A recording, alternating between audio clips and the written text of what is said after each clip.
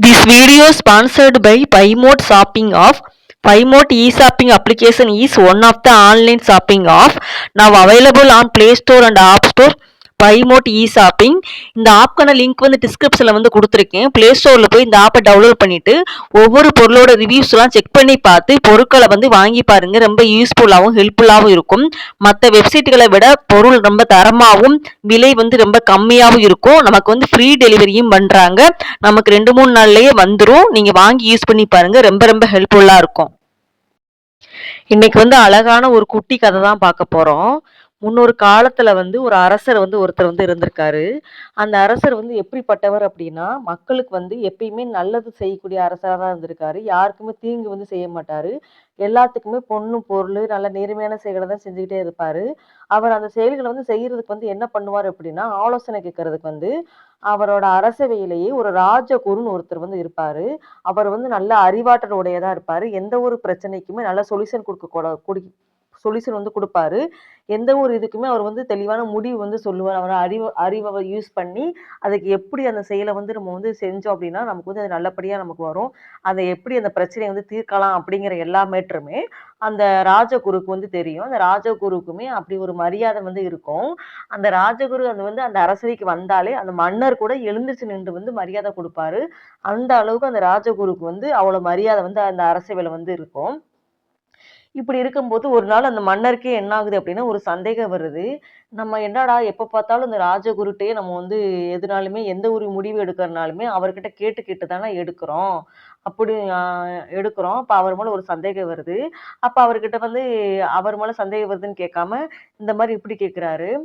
நான் ஒரு கொஸ்டின் கேட்கிறேன். இந்த மாரி ஒருத்தவங்க கிட்ட வந்து அவங்களோட அறிவாற்றல் வந்து முக்கியமா?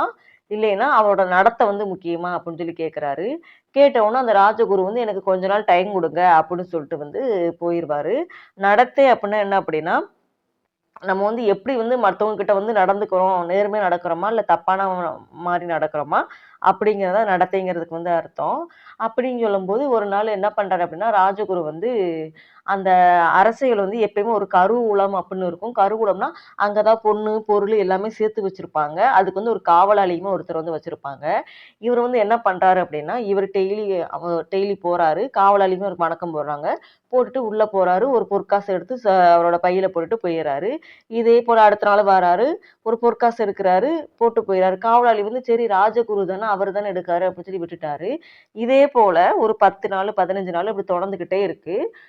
அப்ப தொடர்ந்துகிட்டே இருந்த உடனே அந்த காவலாளிக்கு வந்து, ஐயய்யோ! நம்ம இப்படியே விட்டோம்னா, கடைசில வந்து நமக்கு தான் பிரச்சனை வரும். நம்ம தான் களவாண்டுட்டாங்க அப்படின்னு சொல்லி சொல்லுவாங்கன்னு சொல்லிக்கிட்டு, இவரு என்ன காவலாளி வந்து என்ன பண்றாரு அப்படின்னா, அரசர வந்து தேடி போறாரு. தேடி போய் இந்த மாரி நடந்ததெல்லாம் சொல்றாரு. இந்த மாரி ராஜகுரு வந்து டெய்லி வராரு. உள்ள போய் ஒரு பொற்காசு எடுத்து அவரோட பையில போட்டு, அவர் பாட்டுக்கு போயிறாரு. இதே போல டெய்லி நடக்குதுன்னு சொன்ன உடனே அந்த அரசருக்கு வந்து அந்த ராஜகுரு மேல கொஞ்சம் கோவம் வந்துரும். உடனே எப்பயுமே இந்த ராஜகுரு வந்து அந்த அரசவைக்கு வந்தா, இவர் வந்து எப்பயுமே எழுந்துச்சு நின்று தான் அவருக்கு வந்து மரியாதை குடுப்பாரு. ஆனா, அன்னைக்கு என்ன ஆகுது அப்டின்னா, அவர் எந்திரிக்கவே இல்ல. அவர் பாட்டுக்கு உட்கார்ந்துருக்கிறாரு. உடனே ராஜகுருக்கு வந்து தெரிஞ்சு போச்சு. அப்போ வந்து நம்ம வந்து இப்டி செஞ்சது எல்லாமே எப்படியோ அரசோட காதுக்கு வந்துருச்சு போல. அதனால தான் அவர் வந்து எந்திரிக்க மாட்டேங்கிறாரு அப்படின்னு நெனச்சுக்கிட்டு அவர் வந்து இருப்பாரு. அதோட அப்ப வந்து மன்னர்கிட்ட வந்து அந்த ராஜகுரு வந்து சொல்லுவாரு, "அ ம அரசரே நீங்க வந்து அன்னைக்கு வந்து என்கிட்ட வந்து ஒரு கொஸ்டின் கேட்டீங்கல்ல. இந்த மாரி ஒருத்தரோட அறிவாற்றல் வந்து முக்கியமா? இல்லைன்னா நான் அவங்களோட நடத்தை முக்கியமா? அப்படின்னு சொல்லி கேட்டீங்கல்ல. அதுக்கு வந்து நான் பதில் சொல்றேன்" அப்படின்னு சொல்லி சொல்லுவான். சொன்னோனே என்னன்னு சொல்லி கேட்கும்போது, அப்ப அந்த ராஜகுரு வந்து சொல்லுவாரு, "இப்பயுமே என்கிட்ட வந்து அந்த அறிவாற்றல் வந்து அப்படியே தான் இருக்கு. ஆனா நான் ஒரு செயல் வந்து தவறான ஒரு செயல வந்து அந்த புருக்காச எடுத்தனால எனக்கான மரியாதை வந்து இந்த இடத்துல வந்து கிடைக்காம போயிருச்சு. அப்ப பாருங்க என்னோட அறிவாற்றல் வந்து இப்ப வரைக்கும் இருந்துமே, நான் நல்லவங்கிற பட்டம் வந்து எனக்கு கிடைக்கல. நான் ஒரு அந்த கருவூலத்துல போய் அந்த ஒரு பொற்காசு எடுத்து போட்டதுனால, என்னோட நடத்தை வந்து மாறுனதுனால, எனக்கான மரியாதை வந்து போயிருச்சு குருவே. அப்ப இதுலருந்து என்ன தெரியுது அப்படின்னா, ஒருத்தருக்கு வந்து நடத்தை தான் முக்கியம். அவங்களோட எவ்வளோ அறிவார்ந்தவங்களா இருந்தாலுமே, அவங்க வந்து மத்தவங்க கிட்ட வந்து எப்படி வந்து நடந்துக்கிறாங்க, நல்ல விதமா நடக்குறாங்களா? இல்ல கெட்ட விதமா நடந்துக்கிறாங்களா பொறுத்து தான் நம்ம அவங்களோட மரியாதை வந்து நமக்கு வந்து கிடைக்கும். அதனால ஒருத்தர் வந்து எப்பயுமே நமக்கு வந்து எவ்வளோ பெரிய அறிவு இருந்தாலுமே, நம்ம எப்பயுமே நல்ல ஒழுக்கத்தோடையும், நன்னடத்தையோட நம்ம நடந்தோம்னா, நமக்கு வந்து வாழ்க்கையில வந்து எந்த ஒரு இடத்துக்கு போனாலுமே நமக்கு வந்து எப்பயுமே மரியாதை கிடைக்கும். ஆ அப்படின்னு சொன்னோனே, அரசருக்கு வந்து, "ஆமா, எனக்கு இப்ப தான் புரியுது. Okay, okay. ரைட்டு தான்." அப்படின்னு சொல்லுவாரு. அரசரே, "நான் உங்களுக்கு தெரியணுங்கிறதுக்காக தான் நான் இந்த மாரி செயல்கள வந்து செஞ்சேன். ஆனா நான் எப்பயும் அந்த மாரி செய்ய மாட்டேன்." அப்படின்னு சொன்னோனே, அவருமே சரி பரவால்ல அப்படின்னு விட்டுருவாரு. இதே போல தான் நம்மளுமே ஒரு இடத்துல வேலை செய்றோம் அப்படின்னா, அவங்களுக்கு முதலாளிக்கு வந்து நம்ம எப்படி நம்ம வேலைக்கு வந்து அ நல்ல விதமா நம்ம வந்து நம்மளோட எதுக்காக போயிருக்கோமோ, அந்த செயல மட்டும் செஞ்சுட்டு, கரெக்ட்டா நம்ம வந்து இருந்தோம் அப்படின்னா, நம்ம மேல வந்து எந்த ஒரு மரியாதையுமே இல்லாம போவாது. நமக்கான மரியாதை வந்து எப்பயுமே கிடைக்கும். ஒருவேளை நம்ம ஒரு சில தவறான செயல்கள, தப்பான செயல்கள செஞ்சு மறைச்சுக்கிட்டு இருந்தோம் அப்படின்னா, ஒரு நாள் வந்து அது கண்டிப்பா வந்து வெளிய வந்துரும். அதனால நம்ம வந்து எப்பயுமே நல்ல செயல்களை செஞ்சோம் அப்படின்னா, நமக்கு வந்து வாழ்க்கையில வந்து எப்பயுமே வெற்றி தான் வரும். நமக்கு வந்து எந்த ஒரு இடத்துக்கு போனாலும் நம்மளோட மரியாதை வந்து குறையாது. பணம் காசு வந்தா தான் மரியாதை வரும்னு சொல்லுவாங்க. ஆனா அது கிடையாது.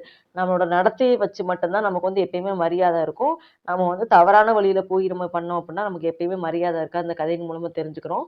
இந்த கதை வந்து உங்களுக்கு பிடிச்சிருச்சுன்னா லைக் பண்ணுங்க, ஷேர் பண்ணுங்க, சப்ஸ்கிரைப் பண்ணுங்க.